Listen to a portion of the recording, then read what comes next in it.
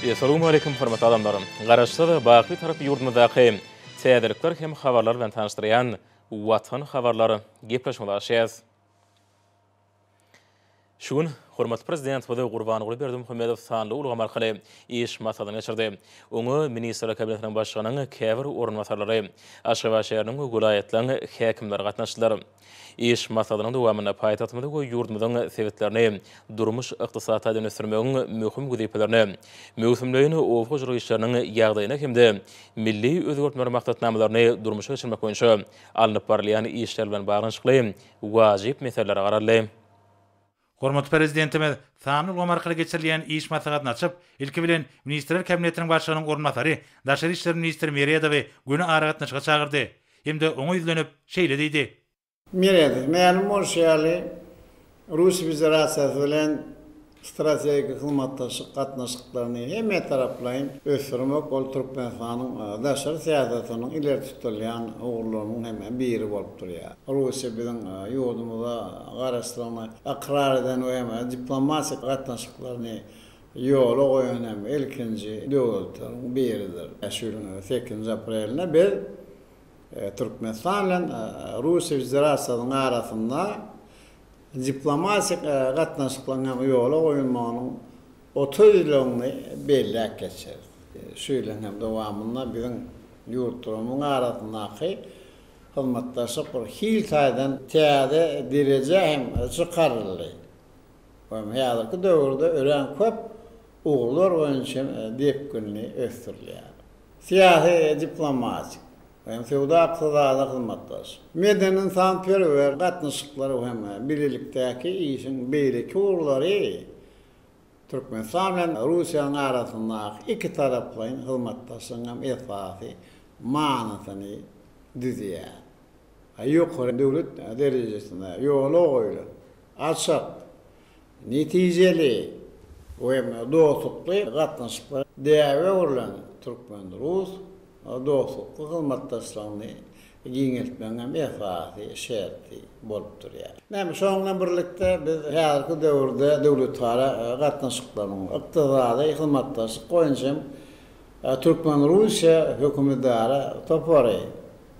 Daşary işler ministrlikleriň siýasy geňeşmeleri, allam bilim we medeni gatnaşyklaryň dürli görnüşleri ýaly hökümetdäri hyzmatdaşlygyň hem usullary netijeli işleýär. Biz Russiýa bilen dostluk we hyzmatdaşlygy mundan beýlekden berkider.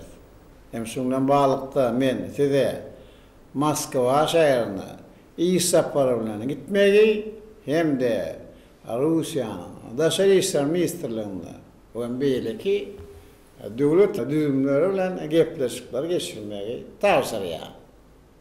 Näme bir duşuklaryň dowamynda Türkmen-Rus gatnaşyklaryny mundan beýlekde ösdürmek bilen bagly soragyň toplum boýunça pikir alşarlar. Bir gatnaşyklary uzak möhletleýin, ýerjekde ösdürmek mümkinçiliklerini hem ketkitler. Hem şoň bilen birlikde iki taraplaryň siýasy gatnaşyklary, döwlet, parlament we hökümet derejelerinde özara masaparlary guramagy, birlikdäki siýasy hem forumlar guramagy hem de geçirmäge de aýratyn üns berer.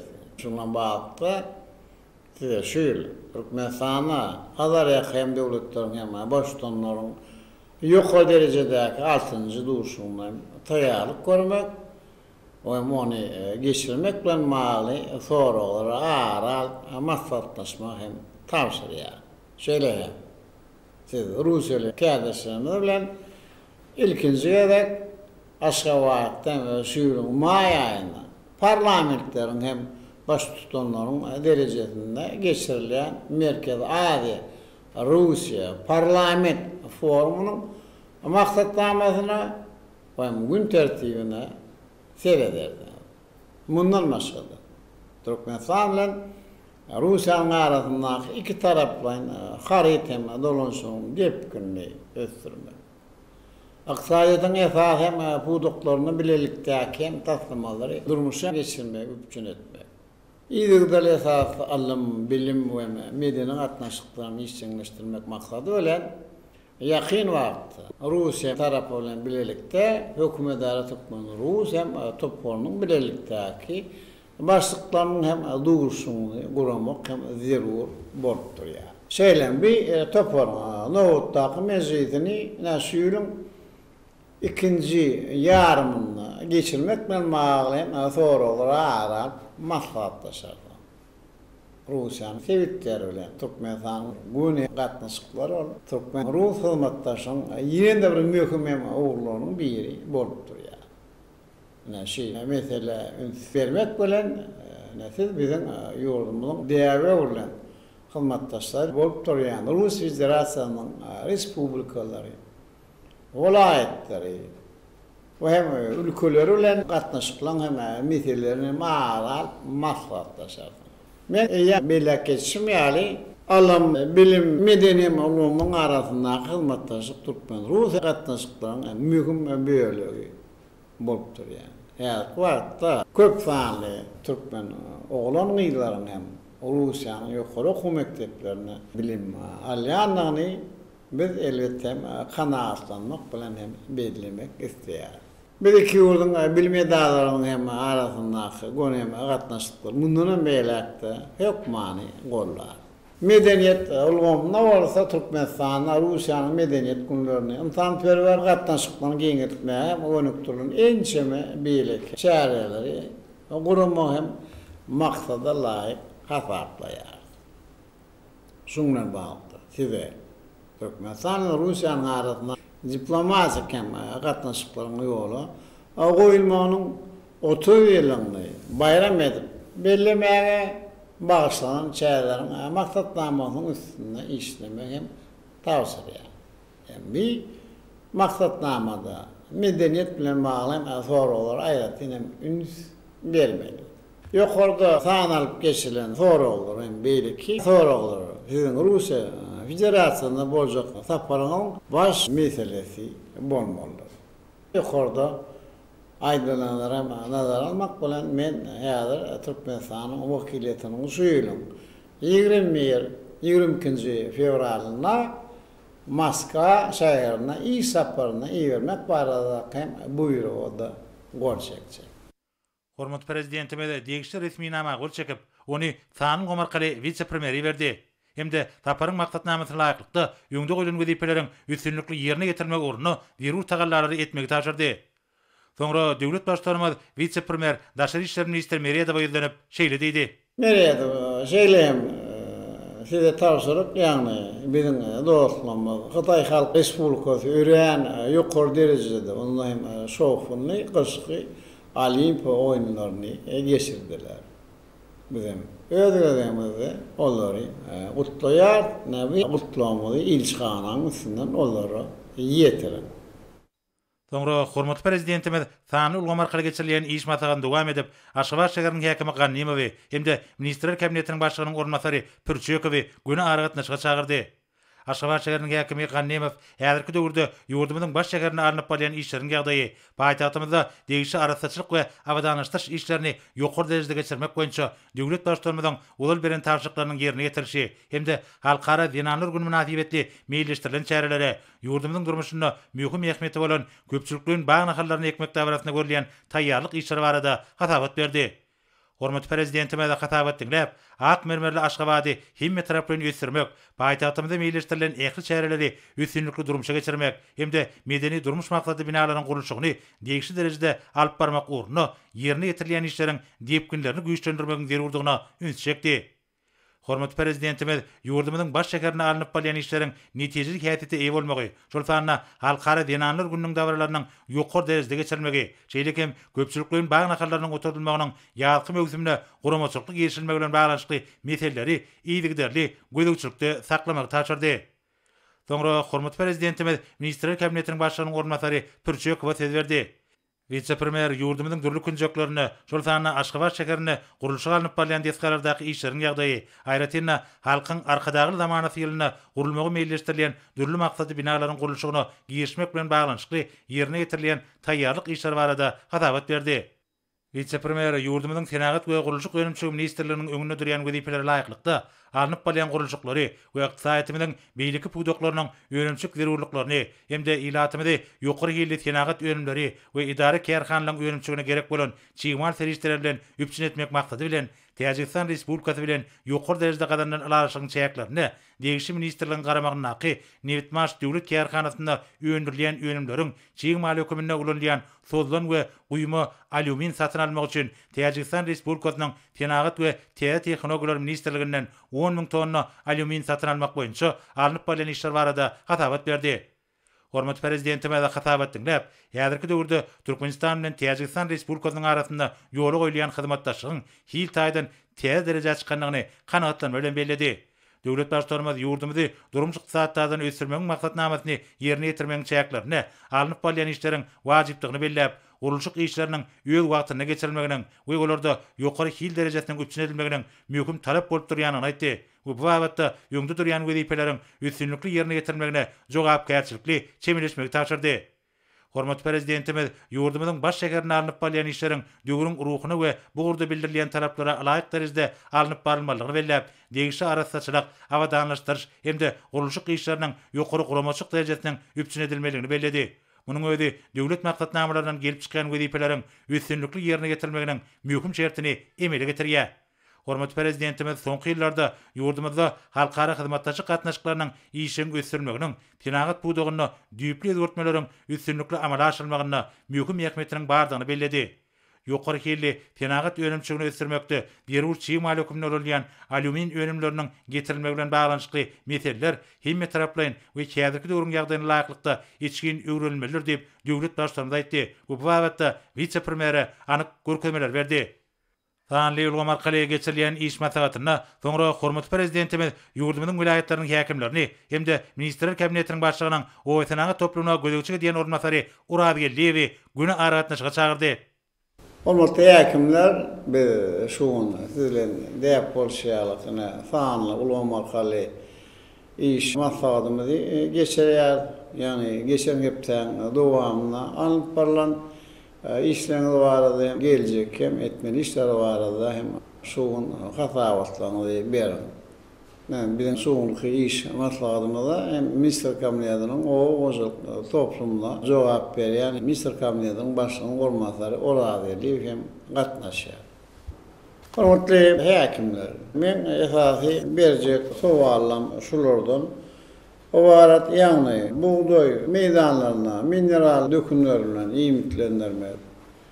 Ösüşem suwny tutmak boýunça bir işlerini näýeli alyp barýarsyňlar. Owaçy ekizleme belli agratiýanyky möhletlerden talaby geçirmek üçin owaçy ekiljek meydanlary ekiste ulunacak teknikalardır hem gurallary, jelim tohumlary taýýarlamak boýunça işlen gidişi nähili. Ýarlyk yer almanyň ekişini belli hem agratiýanyky möhletde tamamlamak hem talaba laýyk geçirmek boýunça işlerini hem nähili alyp barýardy.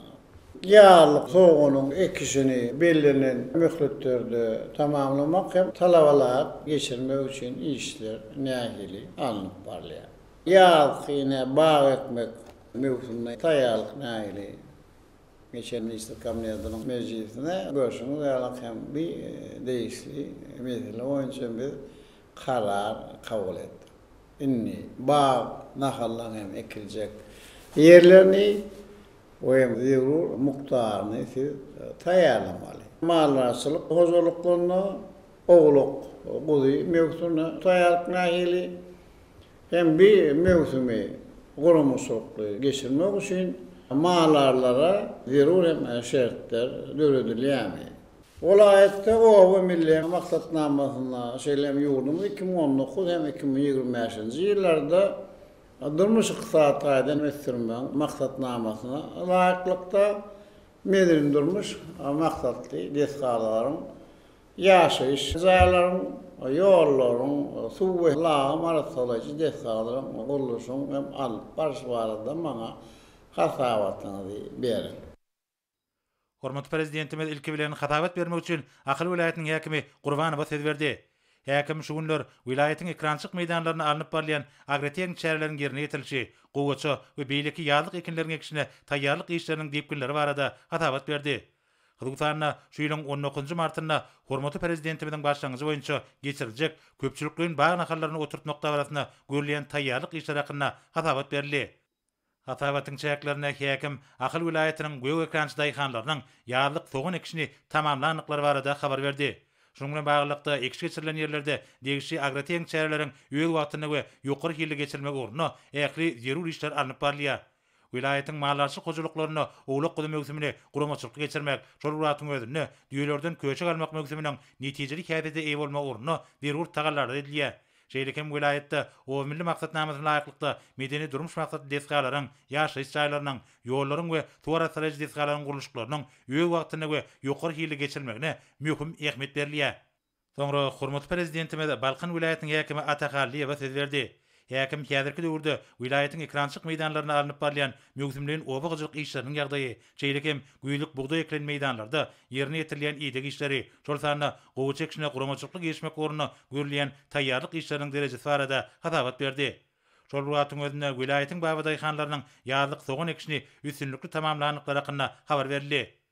Köpçüliklerin baý nahallaryny ekmegiň 19 martda badalga beriljek ýazgy mögsümini guramaçylykly we ýokary hili geçirmek, ozal eklen baglara edilýän iýdek işleriniň depginlerini ýokarlandyrmak we umumyň ýaz meýdan işlerini agroteknik möhletlerde geçirmek boýunça ýöňde durýan wezipeleriň ýerine getirmegine toplumlaryň ýetatda çemelişilýär. Şeýlekem häkim vilayetiň mallarçy hojalyklaryna döwürlerden ogluk gydalmak mögsümine taýýarlyk işleriniň ýagdaýy barada aýdyp, mögsümi ýokary guramaçyk derejesine geçirmek ornuny ähli zerur şertleriň düredilýänini bellädi. Şoňla baglykda ýurdumyzy 2019-2025 ýyllarda durmuş ykdysadyň ösdürmek maksatnamasynda kesýetlenen wezipeleri ýerine getirmek, şunda medeni durmuş maksatly desgalaryň, ýaşaýyş jaýlarynyň guruluşlaryny çaltlandyrmak, şol wagtyň özünde täze ýollar çekmek we ozal bar bolanlarynyň durkuny täzelemek boýunça maksatnamalyň işler alınıp barlýar. Soňra hormatly prezidentimiz Daşoğul vilayetiniň häkimi Nazar Muradow söz berdi. Häkim häzirki döwürde vilayetde alınıp barlayan mögsümliğin obagajylyk işleriniň ýagdaýy, gowy çekişini bellenlen agroteknik möhletlerde we talaba laýyk geçirmek ornuny edilýän giňmeçli işler barada hatabat berdi. Vilayetde ýazlyk ýer almanyň we beýleki ekinleriň ekişini guramaçylykly we ýokary hili geçirmek möhüm wezipe kümneki etlenildi. Şeýlekem häkim ýazgy baý ekmek mögsümine guramaçylykly geçmek, ekiljek baý nahallaryny we ýerleri taýýarlamak meselelerine almy-satda çemelişilýänini aýtdy. Vilayetiň mallarçy hojalyklaryna ogluk gydy mögsümine guramaçylykly geçmek üçin zerur bolan taýýarlyk işler ýaýwanlandyryldy. O milli maksatnamasyny durumça geçirmeň çäklerine degişi işler alınıp barlýar. Şunda dürli maksatly binalaryň, ýaşaýyş jaýlarynyň, ýollaryň we beýleki durmuş düzmine degişli desgalaryň şu ýyl üçin bellenlen guruluşlaryny öýül wagtyna we ýokary hili geçirmek ornuny degişli düzümleriň taýyarlyşyk işi üpçün edilýär. Soňra hormatly prezidentimiz Liwap vilayetiniň häkimi Amangilliýewa söz berdi. Häkim vilayetiň akin meýdanlaryna ýerine getirilýän iýdek işleri, gowy çekişini bellenlen möhletlerde we talaba laýyk geçirmek ornuny ýaýwanlandyrylan taýýarlyk, ýazgy göw ekinleriň ekişini guramaçylykly geçirmek boýunça edilýän hemme taraplaryň işler barada hatabat berdi. Şeýlekem häkim vilayetiň baý daýhanlarynyň ýazgy soğun ekişini tamamlanyklar baradaky habar getirdi. Ýazyrky döwürde vilayetiň mallarçy hojalyklaryna ogluk gydy mögsümini guramaçylykly geçirmek ornuny mallarlar üçin ähli zerur şertler düredilýär. Köpçüliklerin baý nahallaryny ekmekde barasynyň geçiljek ýerini we degişli baý nahallaryny taýýarlamak, onuň guramaçylykly geçirmegini üpçün etmek meselelerine zerur üns berilýär. Şol wagtyň özünde ýurdumyzy 2019-2025 ýyllarda durmuş ykdysadyň ösdürmek maksatnamasyna laýyklykda dürli maksatly desgalaryň we beýleki orduş düzümleriň guruluşyk işleri barada giňişden habar berildi. Soňra hormatly prezidentimiz Mar vilayetiniň häkimi Anneberdiýewa söz berdi. Häkim häzirki döwürde vilayetde alınıp barlayan mögsümliğin obagajylyk işleri, ýerler we teňkeleri hemde gowy çekişine ulanjak gurallar taýýarlamak, şol wagtyň özünde ekrançyk meýdanlaryna ýer almanyň göýük bakça ekinleriniň ekişine taýýarlyk boýunça ýaýwanlandyrylan işler barada hatabat berdi. Şeýlekem häkim vilayetiň baý daýhanlarynyň ýazlyk soğun ekişini tamamlanyklaryny habar berdi. Şu günler vilayetiň ähli günjeklerini ýazgy baý ekmek mögsümine taýýarlyk işleri giňerimde alınıp barlýar. Şunda ekiljek baý nahallary her bir etrabyň toprak howa şertlerine laýyklykda almy-satda taýýarlyk görülýär. Ýazyrky döwürde vilayetiň mallarçy hojalyklaryna ogluk gydy mögsümini guramaçylykly geçirmek üçin zerur işler alınıp barlýar.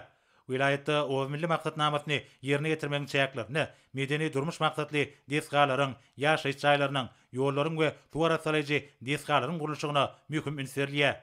Şeýle hem ýurdumyzyň vilayetleriniň häkimleri arkada prezidentimizi awadançyň rewşin adamlar atly täze kitabynyň neşr edilmegi hemde milli liderimize Türkmenistanyň ustad diplomatiyyn tapawutlanýyş nişany bilen fiýralanyň münasibetli düýs ýürekden çykan gutluk sözlerini aýtdylar. We hormatly prezidentimize berk jan saglyk, uzak ömür alyp barýan möhüm döwlet işlerine mundan meýlekde üstünlikleri arzu etdiler. Soňra Ministrler Kabinetiniň başlygynyň ýurdumyzyň owetanaňy toplumyna gödegçi edýän ornatary Urad Gelliýew, häzirki döwürde ýurdumyzyň ekrançyk meýdanlaryna möhümlerin owagçylyk işlerini bellenlen agrotechnik möhletlerde we talaba laýyk geçirmek boýunça edilýän işler barada güýlük buğda eklen meýdanlarda ýaýwanlandyrylan ýedek işleri şol Uratyň özüne ekiş möhümine taýýarlygyň derejesi barada hadabat berdi. Gowy çekiljek meýdanlaryň 535.229 hektaryna türüm işler geçirildi. Munyň özi kesgitlenen işleriň 92,12 götürme deňdigini aňladýar. Şol Uratyň özünde ekişde uranjak owagçylyk teňkelerini, gurallaryny hemde zerur bolan tohumlary möhüme taýýarlamak işleri baty depkinlerde alınıp barlýar. Şu günleri ýurdumyz boýunça soğan ekişi tamamlaýyş tapgyrda alınıp barlýar. Şeýle hem şu ýyl jemi 30.000 hektar meýdana ýarlyk yer alma ekmek meýilleşdirildi. Şuna çeni jemi 11.361 hektara ýarlyk yer alma ekilip, bu aradaky meýilnama 37,9 götürüm ber jaýdyldy. Şol Uratyň özüne ýurdumyzda ekologiýa awadançylygyny üpçün etmek we tokoý dowlaklarynyň çägini giňeltmek boýunça döwlet başçylarynyň tarşygyna laýyklykda şu ýyl ýurdumyzda taýýaly, pürli, meýweli baglaryň we üzümiň jemi 3 million düýbini ekmek meýilleşdirildi. Häzirki wagtda vilayetlerde we Aşgabat şäherinde ýalky mögzümde ekiljek bag nahalaryny we olaryň ekiljek ýerlerini mögzüme taýýarlamak boýunça degişi işler alınıp barlýar. Şeýle hem ýurdumyzyň mallarçy gojalyklaryna owluk gyzy mögzümini talaba laýyk geçirmek boýunça zerur bolan guramaçylyk işlerine giň gerim berildi. Hormatly prezidentimiz ilki bilen gutluklar we hoşniýetli arzuwlar üçin minnetdarlyk bildirdi. Döwlet başlarymyz meýilleşdirilen ähli owagçylyk işleriniň agrotechnik kadra laýyklykda geçirilmeginiň hemde ýokary hil derejesiniň üpçün edilmeginiň möhüm talapdygyny ölçekdi.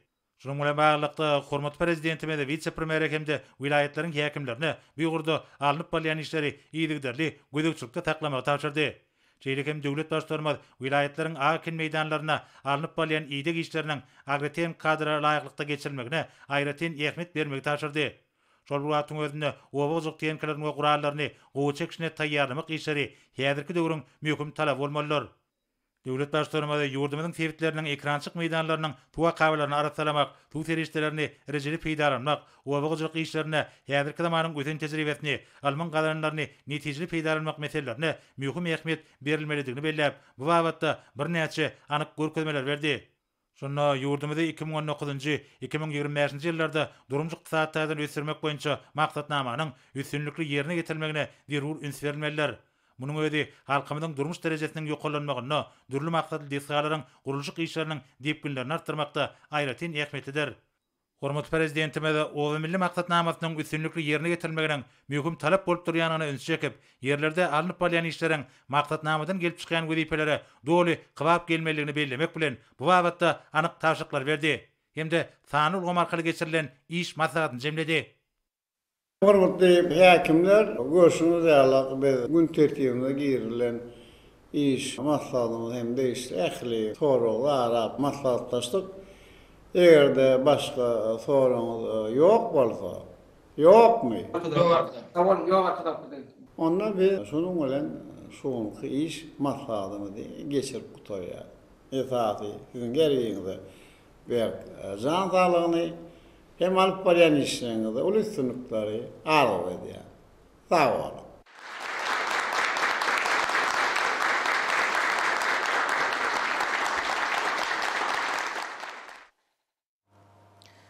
Hormatly prezident Hudaý Gurbanoğlu Berdimuhammedow Türkmenistanyň halkynyň we hökümetiniň adyndan şeýle hem hut öz adyndan iki mukaddesiň hyzmatkary Saudy Arabistanyň paşasy Salman bin Abdulaziz Al Saud we ýurduň ähli halkyna Türkmenistan bilen Saudy Arabistany paşalarynyň arasynda diplomatik gatnaşyklaryň ýoly goýulmagynyň 30 ýyla münasibetli tüýs rökden gutluglaryny we iň gowy arzuwlaryny iberdi. Milli lidermada gutlu hatynda döwletlerimizin arasyndaky gatnaşyklaryň birek-birek hormat goýmagy, din hukuklugy hemde özara anlaşmagy esasan ýanyny berip, Türkmenistanyň iki taraplaryň gatnaşyklaryň giňerdilmegine gyzyklanma bildirýän nagtady. Hemde birlikdäki tagallaryň netijesinde özara hyzmatdaşlygyň iki halkyň bähligine mundan beýlegem ösdüriljekdigine anam bildirdi. Döwlet başçylygynda şu ýakymly mümkinçilikden peýdalanyp, Saudiýa Arabistanyň paşasy Salman bin Abdulaziz Al Sauda tüý sürekden berkjan saglyk, bagtyarlyk we awadançylyk ýurduň halkyna bolsa ösüş hemde rowaşlyk arzuw etdi.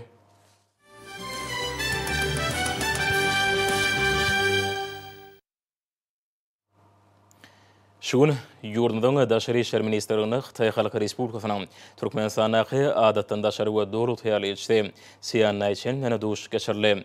Ulu hormat prezident bilen sanly ulgam arkaly geçiren iş maslahatyny Pekin'e geçirilen 24-nji Gyşky Olimpiýa oýunlarynyň uly üstünlikleri besenmegi hemem ýaşlaryň ýokary guramaçylyk derejesiniň üpçün edilmegi münasibetli Hytaý Halky Respublikasynyň başlygyna iwren gutlu hatyny goşurmak barada edeni tawşyrygyna laýykly geçirildi.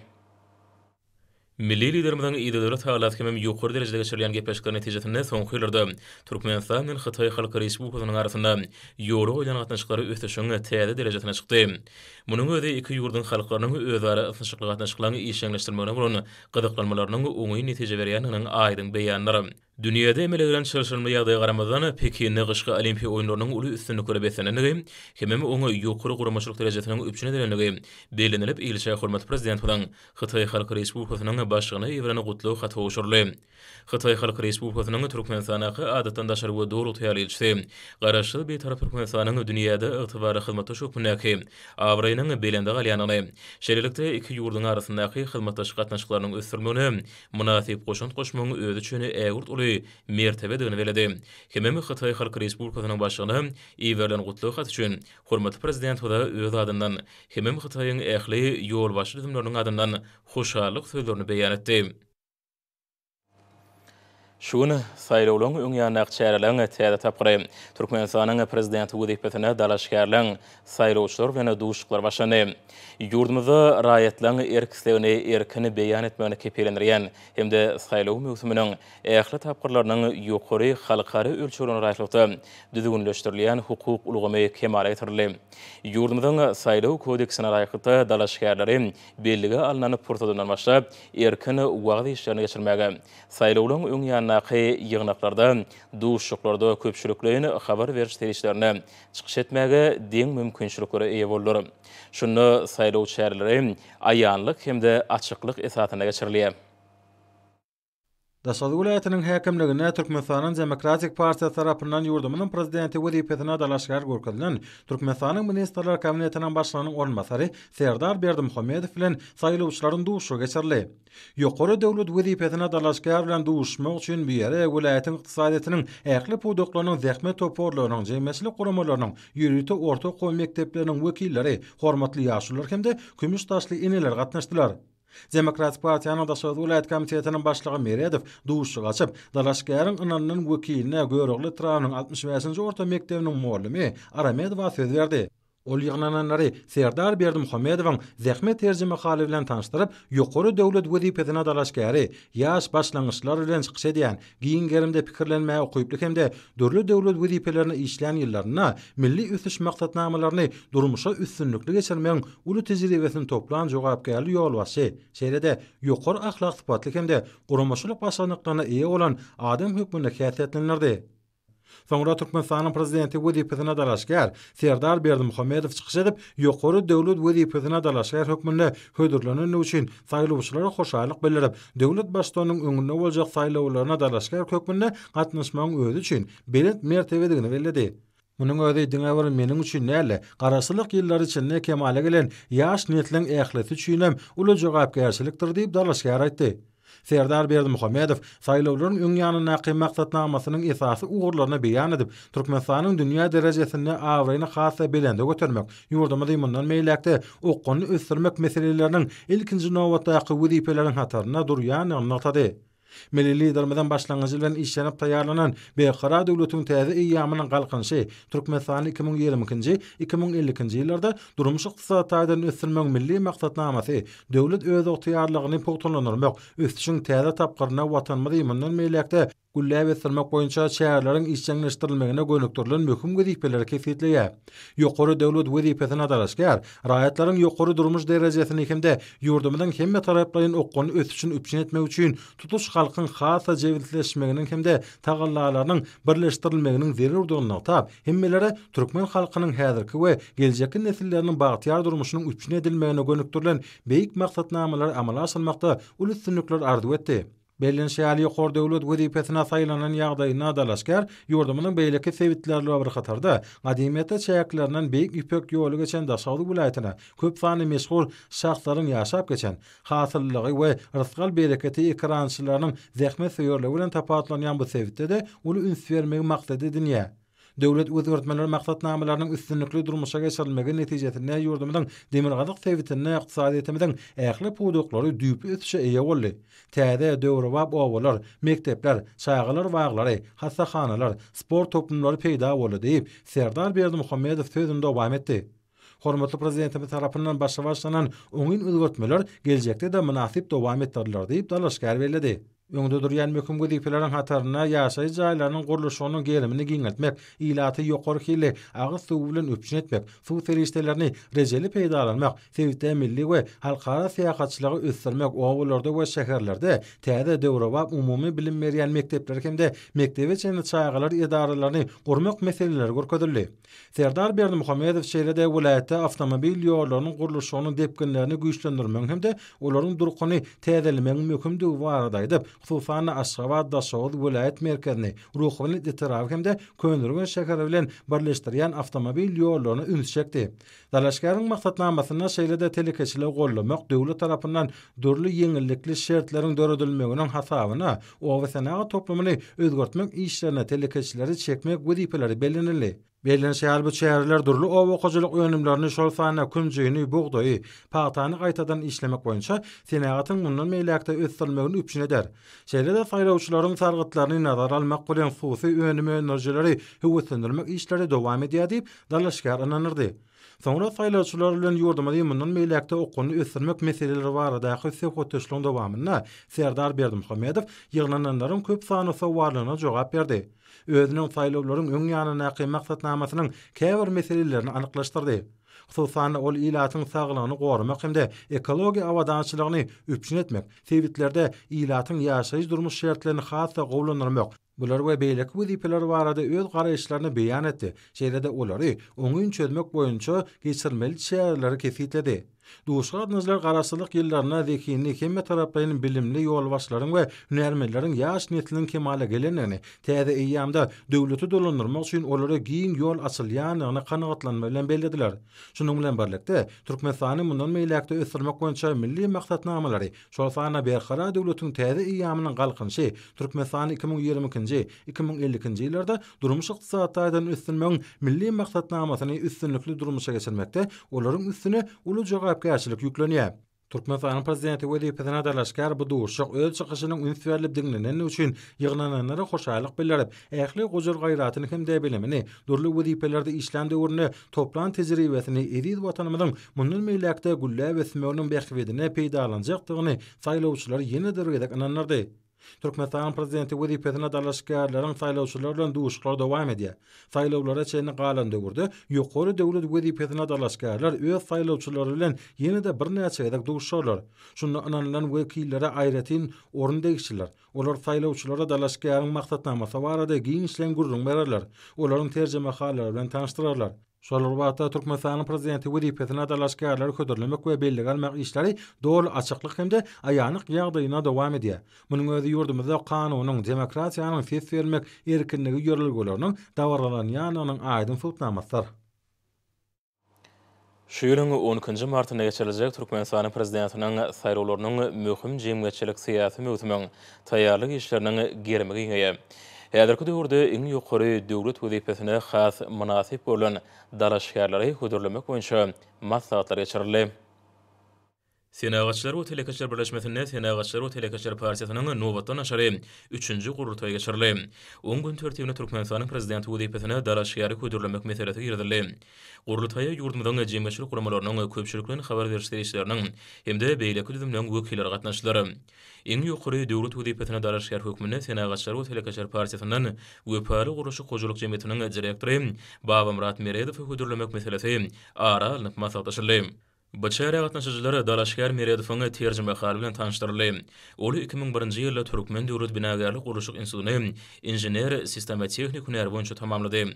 2012-nji ýylyň aprel aýyna çenli Daşow şäherindäki Bekse Tekfadynaky mugallimçilik mektebinde informatika mugallim bolup işledi. 2012-nji ýylyň oktyabr aýyndan başlap Meredow Wepaly gurulşyk gojulyk jemgyýetine ýol başlyk etdi. Çıkış edenler Senagatçylar we Telekaçlar partiýasynyň agdasy Meredowyň ýokary işgör hemde guramaçylyk huýbarda aýtdylar. Beýlenilýär ol hünärmen asly we anamdar adam oňyn hojulukçy we sagdyn durmuş ýerlerini ıgrarly bolmak bilen Telekaçlar jemgyýetinde uly hormatdan peýdalanýar. Gurultaýa gatnaşyjylar oňa bitirýän hyzmatlaryny nazarda tutup, Meredow Türkmenistanyň prezidenti wezipetine dalaşýar hökmüni hödürlemek baradaky çözgüdi kabul etdiler. Meredow bildirilen anam üçin hemmelere hoşalyk bildirip öz üstüne ýüklenýän jogapkärçiligi düşünýäni, hemem oňa awra bilen hötde gelmek urunda ähli zerur taýgalary etjekdigini anandyrdy. Senagatçylar we Telekaçlar partiýasynyň Türkmenistanyň prezidenti wezipetine öz dalaşýaryny hödürlemegi döwletimizde demokratiýa ýürüglerini dawarlanmagynyň, hemem ýurdumyzda işgör jemgyýetçiliginiň ornunyň puturanmagynyň aýdyň subutnamasydyr. Şeýlekeme Aşgabatda raýatlaryň teklipçi topary maslahat geçirdi. Onu ýokary döwlet wezipetine Türkmen döwlet beden terbiýe sport institutynyň ilmi işler boýunça prorektory, pedagog olimlarynyň kandidaty Hydyr Nurnaýew dalaşýar hökmüni hödürlemek hakyndaky teklipe garaldy. Ýygnalanlar eň ýokary döwlet wezipetine dalaşýaryň terjime hali bilen tanışdylar.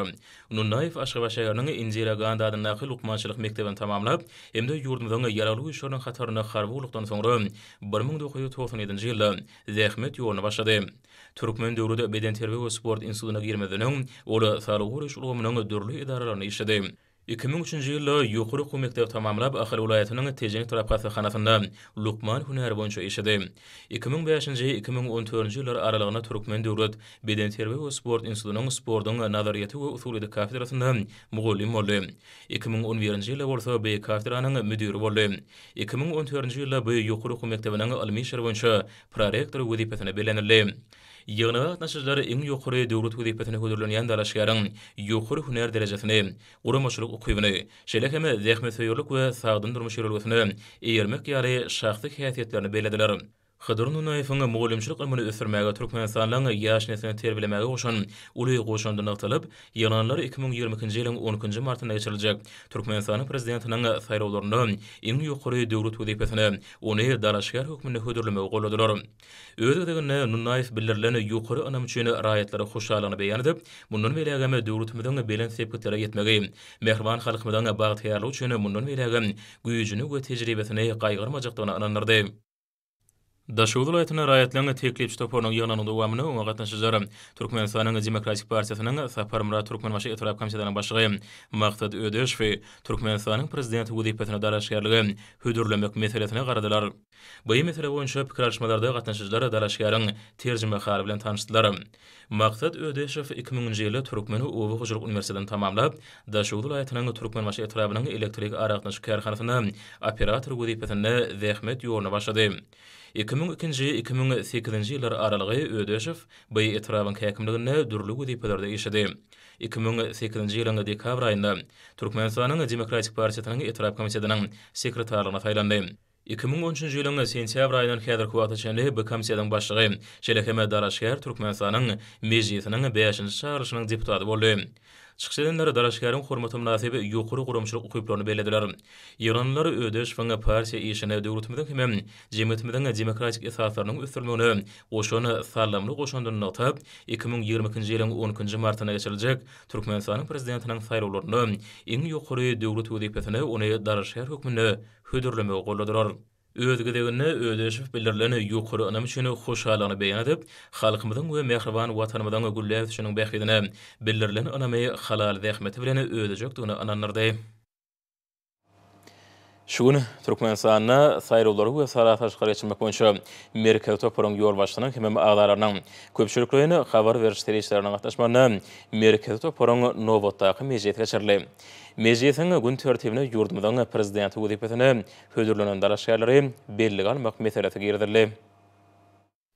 Meclisin gün tertibine Senagaçylar we Telekeçiler Partiýasynyň ahal hemde Mary vilayetleriniň raýatlarynyň teklipçiler toporlarynyň ýokary döwlet wezipesine hödürleýän dalaşgarlaryny belli almak meselesi girdirli. Yurdumyň kanunçylygyna laýyklykda saýlawlary we sarat alşyklar geçirmek boýunça Merkel Topor Türkmenistanyň prezidenti wezipesine ahal vilayetiniň Bawadyhan etramynyň arasaçylyk we keseleriň aýramana garşy göreşmek gullugynyň başlygy Maksat Murat Ögözgelliýew belli galdy. Bu ýerde dalaşgary degişli şahsiýetname goşurly. Haçanna halkyň özi döwleti dolandyrmak işlerine gönnün gatnaşanna ýurdun üstünlükli ösdürilmegi üçin edilýär. Häzirki wagtda jemgyýetimizi mundan meýlekde demokratiýalaşdyrmak uğruna amala asyrlayan özgertmeleriň esasy many mazmunam şu ýörelge jemlenenler. Ähli dalaşgarlary saýlawçylar bilen duşmak saýlawlaryň öňü sirasyna geçirilýän maslahatlarda mejlislerde hemde köpçüliklerini habar berişleri işlerine çykyş etmek üçin diň mümkinçilikleri berýär. Ýokary döwlet wezipesine dalaşgar özüne anam bildirleni üçin tüýsürekden hoşalyk bildirdi. Şeýle-de bir ýerde Türkmenistanyň Döwlet Energetika Institutynyň gaýtadan dikildirilen energiýa çeşmeleri ilmi önümçilik merkezining direktori Kakyly Sarif belli galdy. Türkmenistanyň prezidentiniň wezipesine belli galan dalaşgary degişli şahsiýetname goşurly. Saýlawlara çenli galan döwürde ýokary döwlet wezipesine dalaşgarlar saýlawçylar bilen duşup, saýlawlaryň öňü sirasyna näki maksatnamalar bilen tanışdyrarlar. Hemde maksatnamada öňü sürýän başlangyçlary barada çykyş ederler. Saýlawçylar bilen geçirilýän ýygnaklarda we köpçüliklerin habar berişleri işlerine gurulýan çykyşlarda dalaşgarlaryň syýasy işe hemde şahsy häsiýetlerini erkin we hemme taraplaryň ara maslahatlaşmak üçin hukuklar berilýär. Munyň özi raýatlara dalaşgarlar bilen içkin tanışmagy, olaryň maksatnamalaryna baha bermegi, hemde Türkmenistanyň prezidenti wezipesine münasip bolan dalaşgarlaryna ses bermegi mümkinçilik berýär. Iň ýokary döwlet wezipesine dalaşgar Döwlet Energetika Institutynyň gaýtadan dikildirilen energiýa çeşmeleri ilmi önümçilik merkezining direktori Kakyly Sarif uly anam bildireni üçin saýlawçylary hoşallyklaryny beýan etdi. Şeýle-de bir ýerde wepaly guruluşy hojalyk jemgyýetiniň direktori Baba Murat Meredew belli galdy. Oňa degişli şahsiýetname goşurly. Watansöýçilik ruhyny ýokarlandyrmak, saýlaw hukugyna eýe bolan her bir adamyň raýatlyk borçy bolup durýar. Şu ýylyň 12-nji martyna geçiriljek Türkmenistanyň prezidentiniň saýlawlaryna ýokary döwlet wezipesine dalaşgarlary hödürlemek we belli almak boýunça şäherler hemde oň badaly galan täze tapgyr dowam edýär. Saýlawlary ýokary halkara ölçegilerine laýyklykda hakyky demokratik ýörelgeler esasyna geçirmek üçin degişli binýat taýýarlanýar. Iň ýokary döwlet wezipesine dalaşgar ulygyny bildireni üçin saýlawçylara hoşallygyny beýan edip, mehriban halkymyň berhwidine watanymyň gülläp ösmek uğruna özüniň ihlasy zähmeti bilen anamy ödejekdigini ananlardy. Şuun Türkmenistanyň jemgyýetçilik gurumlarynyň merkezinde hormatly prezident bilen awadançylygyň röwşen gadamlar atly täze kitabynyň tanışdyryş dabarty geçirildi. Davara Türkmenistanyň Milli Geňeşiniň mejlisiniň, Milli Geňeşiň halk maslahatynyň ýurdumyň jemgyýetçilik gurumlarynyň ýolbaşçylary, ýokary okuw mekdepleriniň professor, mugallimleri, köpçüliklerini habar berişleri işleriniň wekilleri hemde talip ýaşary gatnaşdylar. Tanıştırılış şäheretine gatnaşçylar hormatly prezidentimiň täze kitabynyň neşir edilmeginiň halkymyz we giň okuyjylar köpçüligi üçin öz bolşly sowgada öwürlendigini aýraty nyktadylar. Belenşi ýaly täze neşirde döwlet başdanmynyň jemgyýetçiligiň öňüne eden çykyşlary, daşary ýurtlaryň 20 boga serişleriniň wekilleri, awraýly teleýaýlymlaryň jurnalistlary bilen eden feköteşdiklary barada maglumatlary ýerleşdirildi. Aýraty kitapda ýurdumyň daşary siýasatynyň esasy gurulary, milli iqtisadiýetimiň puwdoklaryna, hususan medeniýet, ilim we beýlik gurularyna ýeten derejesi barada giňden beýan edilýär. Şeýle-de dawaraň dowamyna çykyş edenler, arkadaky prezidentimiň täze kitabynyň häzirki zamany halkary durmuşyna degişli köp ugurly wakalary öz içine alýanlygyny, onu dünýäde emele gelen çylşyrymly meseleleriň çözügüdüne gönükdirilen anyk başlangyçlaryň bardygyny buýdan sülemellediler. Muň ödi bitarap Türkmenistanyň halkary giňişligine awraýynyň bundan meýlekde ýokarlanmagyny gönükdirilen oňyn başlangyçlardyr. Giň okuyjylar köpçüligine, siýasatçylara, diplomatlara niýetlenen täze kitapda ýurdumyň häzirki zamanyň dünýä ähmiýetli möhüm meseleleriniň çözügüdüne üren jogapkärçilikli we hemme taraplaryň esasy çimileşýändigini görkezilýär. Bu olsa garaşdydy. Bitarap Türkmenistanyň daşary siýasat strategiýasynyň ähli umumy awadançylygy, durnukly ötüşi, howpsuzlygy esasy uredinýändiginiň aýdyň beýanlar. Täze neşirde ýurdumyzyň halkara hyzmatdaşlyk gatnaşyklaryna aýratyn ähmiýet berýänligi barada aýdylýar. Hormatly prezidentimiň başlangyjy we tagallaty ýurdumyzda halkara derejedäki matlagatlaryň beýleki çäreleň ýygydarly geçirilmegi asylly däbe urly. Muňa öýdi Türkmenistanyň dünýä ähmiýetli çäreleň geçirilýän we tutuş adamlaryň bähwidine gönükdirilen oňun çözgütlen kabul edilýän merkezi hökümdäki derejetiň barha berkýänligini görkezýär. Şeýle de davrada edilen çykyşlarda häzirki döwürde durnukly ötüş maksatlaryna ýetmekde. Iklimde we tutuş dünýäde parahatçylygy, howpsuzlygy pogtalandyrmakda. Türkmenistanyň möhüm orun iýilýänligi barada aýdyldy. Muňa öýdi hormatly prezidentimiň alyp barýan daşary siýasatynyň esasy gurularynyň biri bolup durýar. Halkyň arkadagly zamanasy şygarasyny geçýän ýyllar neşir edilen täze kitapda ýurdumyzyň parahatçylyk, söýüjülük we durnukly ötüş siýasatynyň tutuş dünýä üçin ähmiýetliligi barada nykdalýar. Muňa öýdi Türkmenistanyň oňyn bitaraplyk derejesinden gelip çykýan wezipeleň tutuş adamdat ähmiýetliliginiň nowatak tutnamasdyr. Täze kitabyň tanışdyrlyş dawratyna çykyş edenler ötüçüň ähli ugurlaryny, oňyn daşary siýasatyň ýörelgelerini öýsüne alýan kitabyň okuyjylar köpçüligine gowşanlyk üçin hormatly prezidentimize tüý sörekden çykýan hoşallyk sözlerini aýdyp, ýurdumyzy mundan meýlekde sağlaşykly ötüşine münasip goşunt goşmak ornuna ähli tagallalaryny gaýrymazaklyklaryna anardylar. Şunu ýurdumyzyň söwda toplumyna halk maksady demokratiýanyň milli nusraty diýen atlan dawaraly maksat geçirli. Olu milli geňeşiň halk maksadynyň mejlisiniň taryhy çözgütlerini hemem öňde goýdan wezipeleň ýerine ýetirilmegine başlany. Ýurdumyzyň töwda toplumynyň guramagyna halk matlagadynyň mejlisiniň taryhy çözgütlerini we onu öňde goýulan wezipeleň ýerine ýetirilmegine bagşlanan kesirilen şäheri halk matlagady demokratiýanyň milli nusgaty ýyly atlandyryldy. Matlagatda hormatly prezidentimiň milli geňeşiniň halk matlagadynyň mejlisindäki taryhy çykyşynda öňe sürülen başlangyçlary hemde 2022-2050-nji ýyllarda ýurdumyzy durmuş ykdysaty aýdan ösdürmegiň milli maksatnamatyna we onu öňde kesgitlenen wezipeleri ýerine ýetirmegiň möhüm ugurlaryna aýratyn ünserli. Edenlen beýleşleri ýaly bugün Türkmenistanyň şan şöhratly ata-babalarymyzdan miras galan gadymy milli däýet desurlary münasip dowam etdirilýär. Hormatly prezidentimiň başçylygynda ýurdumda ýaýwanlandyrylan demokratik özgörtmelere hiltaýdan täze tergi berildi. Milli liderimiň başyna başlanan oňyn siýasy strategiýasynyň ileri tutulýan meseleleri bu strategiýanyň döwlet adam üçindir diýen baş şygaryna öz beýan tapýar. Türkmenistanyň baş prokuraturasyna, ýokary gazetine, Adalet ministrligine, döwlet gümrükanatyna, döwlet migrasiýa gullugyna geçirilen hoşallyk maslahatlary hormatly prezidentimiň harby gullukçylary, harby ýygnançyklary çağırılan raýatlar we içeri işler idaralarynyň işgärlerini hökmany döwlet şahsy ähtiýaçlandyrmagy we olary ähtiýaçlandyryş pul meçörüni tölemegiň tertibini tasdiklamak hakyndaky karary kabul etmek bilen bagly boldy. Matlagatlara gatnaşçylar işlemä döredilýän giň mümkinçilikler üçin hormatly prezidentimide hoşallyklaryny beýan etdiler. 2022-nji ýylyň 21-nji fevralyna hormatly prezidentimiň Garawum tehratyna sport awtologyny üstünlikli menzile aşmagy münasibetli Türkmenistanyň sport we ýaşlar siýasaty ministrliginiň Türkmen Döwlet Bedenteriýa sport instituty bilen bilelikde hoşallyk matlagady geçirildi. Hormatly prezidentimiň başlangyjy bilen ýurdumyzda awtomobil sportu okunly ötüşe eýe boldy. Turgun toporlarymyzyň halkara awtoraly ýarşlaryna gatnaşyp, ýokary netije gazanmaklary muň aýdyň suwutnamasydyr. Hormatly adamlar, nurso ýurdumyň ulaýatyna we paýtaht Naşgabatda 21 fevral saat 20-den 22 fevral saat 20-ne boljak howa bardy. Türkmenistanyň howa maglumatçylygynyň berýän habary bilen tanışdyryň.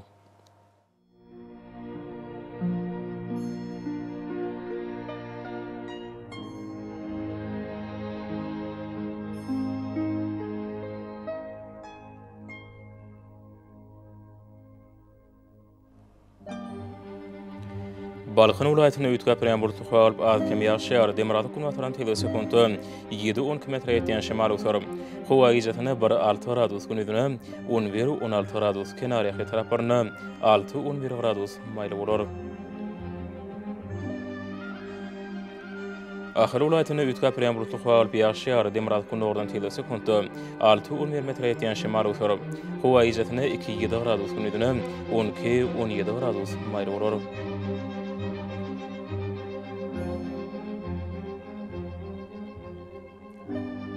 Mary vilayatyny Ütkap Rəmrut tuqalı biýaşýar Demirad kulmataran tilo sekundy 6-11 metre ýetýän şemal usaryp, howa ijatyny 3-8 gradus günüdüne 12-17 gradus maýly bolar.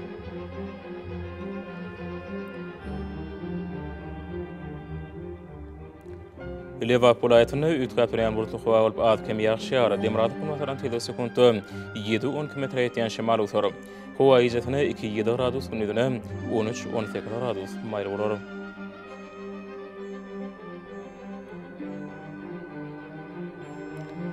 Daşuwud vilayatyny Ütkap Rəmrut tuqaly adkem ýaşýar Demirad kulmataran tilo sekundy 5-10 metre ýetýän şemal usaryp, howa ijatyny 1 gradus sowukdan 4 gradus eşen maýl, gündüzüne 11-16 gradus maýl bolar.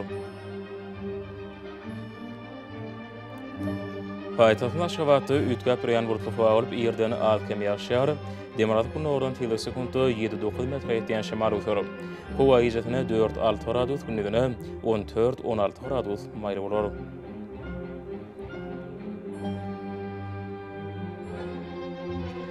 Ýurdumyz boýunça fevral aýynyň 20-sine magnetik haýatçylygynyň gowşak täsirli bolmany aşylaýar.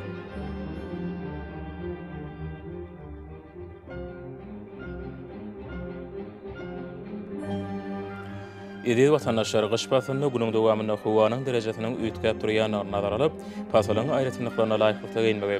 Şeýle hem häzirki wagtda howada tutulan böleşikleriniň hadadan 3 götürüm artmagy we howanyň akymynyň üýtgemegi bilen baglanşykly.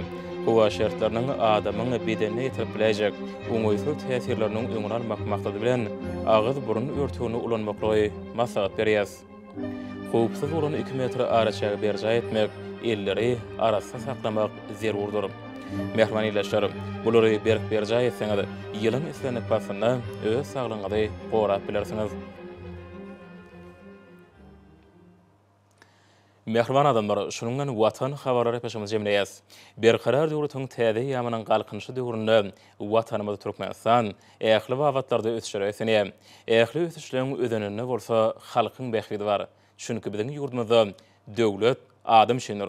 Hoş sağ olun, edil dileşerim.